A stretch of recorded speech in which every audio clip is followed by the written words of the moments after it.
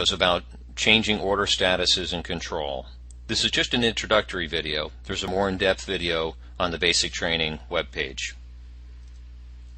In this video we're going to cover three things. Number one, we're going to talk about what an order status is. Number two, we're going to talk about the effect of order statuses on accounting. And number three, we're going to show you how to change order statuses in control. Let's go to the first agenda item. An order status is basically a way to represent where the order is in accounting terms, very simply. And there are four main buckets that you're going to see in control. You're going to see WIP, built, sale, or closed. As you receive an order from a customer and then go and build that order and then finish building that order and either ship it, deliver it, install it, or have them pick it up and then eventually collect on that order, that cycle is represented in these four buckets, we'll call them. It will go from one bucket to the other as you progress in that cycle. Let's take a more detailed look. If we just think about the price side or the sale or revenue side of the order, for a moment let's forget about the cost side. If we think about the price side, when you first receive an order, in effect it's work in progress. It's inventory that you are working with, parts and things like that, materials that you are working with as you go and begin to build that order. And you're also going to have a liability for orders due that represents kind of the offsetting entry from the WIP entry. Control, by the way, is based on a general ledger accounting system, which, if you're not really familiar with accounting terms, it's a good thing. It's the standard in the industry. As you finish building that order, the order will move to built, and it'll still be an order due. And that represents an order that you have completed. However, it either needs to be shipped, or it needs to be picked up, or delivered or installed. Once you ship it, or it gets picked up by the customer, or you deliver it or you install it, whatever is necessary for that order moves to sale, the status called sale. And at that point, it becomes income or sales on your income statement. You may also have an account receivable outstanding.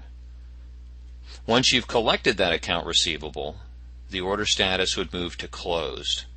And you can see then that receivable will have gone away and cash will be, you'll have the cash from that order. Now let's take a look in control to see where the order status is shown and how we can change it. Whenever we're looking things up in control, we go to the Explorer. We can look up orders, estimates, and a lot of other things, as you've probably seen in some of the other videos. Let's open orders. As you can see, this auto search checkbox is checked up here, so all the orders are automatically going to load. As you can also see, we have include service tickets down here, so if you use service tickets you're going to have that included in what's shown here. If we look right here at this column, we can see the status of the order. And if you like, we can click on that column to sort. In this case, this is a sort starting with WIP. If we click again, it'll sort in the other direction. And you can see we have orders that have closed, we have orders in the sales status, we have orders in the built status, and then we have orders in the WIP status. If we wanted to take this particular order right here for Ace Pawn, for a roll sign print, and perhaps you finish building that order, so now you want to move it to built, you would simply right click on it, go down to change status, go to built, and then just pick whichever status represents the case in this order. If it's an order that a customer has asked you to deliver, you would just simply click on that selection. Now if we click the refresh button, you're going to see the status change on that order. This concludes our introductory video on order statuses.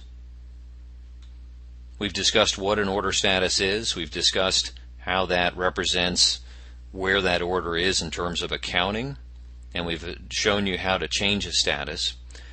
And again, just a gentle reminder, once you're up and running and you're comfortable with running orders and estimates through your system, through invoicing through your system, then you may want to go back and review this video. It's a little further down the basic training page.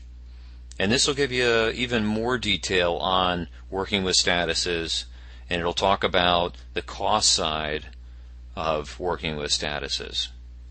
Thank you and good luck.